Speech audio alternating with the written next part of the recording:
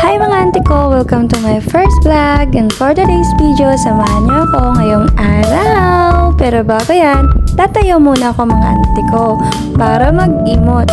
Hoy! Anong mag-emote? Hindi! Para talagang magligpit ng higaan. Ayan na nga po, nagligpit na nga po ako ng higaan dyan kasi ako po yung last na nagising.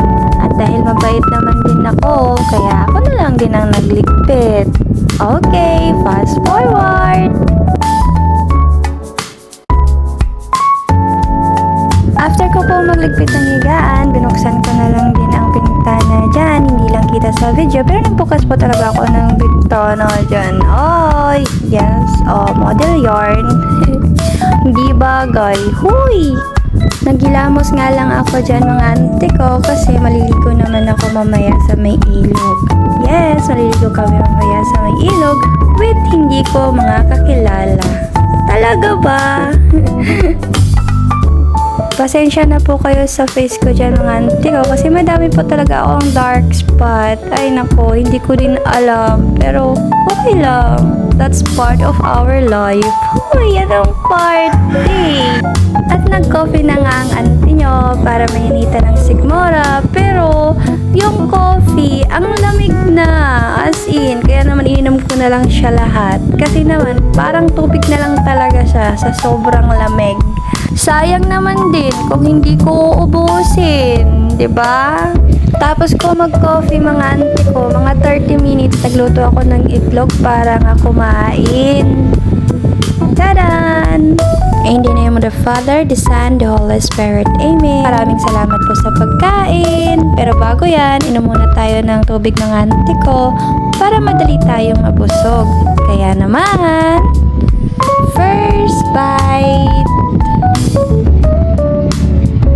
O, diba? Nalaglag pa nga at kinain. No, bawal magsayang. For the second bite. And third bite.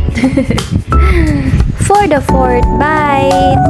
Ay, naku, iwan ko talaga kung ilang bites pa to mga auntie ko bago maubos ang kanin ko. Kaya naman, kakain muna ako dyan mga auntie ko. Bye-bye muna! At tapos na nga ako kumain mga auntie ko at hinugasan ko nga lang ang aking pinagkainan. Baka sabihin niyo hindi ako naghuhugas. Kaya yan, kitang-kita niyo sa video, naghugas ako ha. Tapos ko nga maghugas, pumunta na ako agad sa kwarto para kunin ang aking damit at para makapagbihis na. Kaya naman ang short ay talaga naman sinuot ko na. Kaya naman from this to this. Oh, diba? Nag-ala Erika Pinida ang auntie nyo. Naku, gaya-gaya yarn. Hindi naman bagay. Maya-maya nga ay dumating na ang aking sundo. Kaya naman, for the go! Ganda-gandahan ng atake. Hoy, sana all maganda. Yung kasama ko lang yon, hindi ako. At yun na nga mga auntie ko, kami ay pupunta na sa ilog para maligo. Pagdating namin, iniwan nga lang namin yung motor namin dun sa may kasada at pumaba kami sa may bundok para kami makapunta sa exact location. Kitang-kita nyo naman yung daan. Talagang todo effort talaga kami para lang makarating sa ilog na to. Pero worth it naman. Look, ang ganda ng view. Sino ka dyan? Kumain na nga ni kami dyan mga auntie ko kasi talaga namang gutom na gutom kami sa biyahe. Sobrang layo ba naman ng aming binyahe? Sadyang hindi nyo lang nakita dahil sa video ang exe-exe. Pero sa totoong buhay, sa actual po talaga, sobrang layo po talaga ng binyahe namin. Makarating lang kami dito sa ilog na to. Kaya kakain po muna kami mga auntie ko.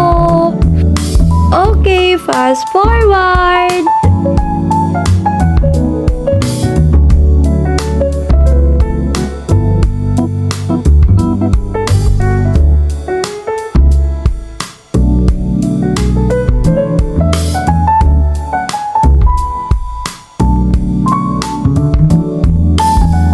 Tapos na nga akong kumain dyan mga auntie ko, pati yung kasama ko kaninang kumain, pero yung iba hindi pa po tapos kumain kasi kakarating lang.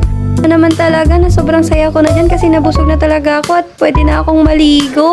Kaya naman talaga mga auntie ko, dali-dali na akong pumunta dun sa may ilog para lumangoy. Todo hawak pa nga ako dyan sa kasama ko, pero bakit naman ako tinulak? Ay, you betrayed me! tumawa ka pa talaga. Putik na yan. Pero okay lang yan kasi ang sarap talaga ng tubig at talaga namang bumaba na din siya at sinamahan akong maligo. Maya-maya nga yung mahuna kami kasi tawag na kami ng kasamahan namin para magtagay. Kaya naman,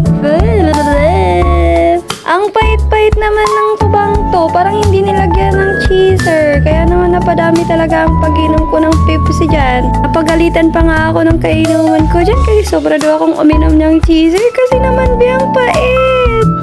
Feeling ko talaga lasing na ako dyan kasi sinisikmura na ako ng tuba. Kaya hindi na ako uminom dyan kasi feeling ko din meron pang second batch to na tagay. At nagsiuwian na nga kami dyan mga auntie ko kasi mga lasing na ang iba dyan. Lalong-lalo na yung isang to. Parang ewan. Talaga namang nagsisi ako na ko yung pinaupo ko dyan sa huli. Paiba-iba pa yung mood mo. Nag-stop nga kami dyan mga auntie ko kasi hindi na alam kung saan yung daan. Naku naman, dahil siguro sa kalasingan. Talaga namang lasing na tong mga kasama ko kasi pahara-hara na sa daan. Kaya naman mga auntie ko, hanggang dito na lang ang video natin. See you in my next vlog. Bye-bye!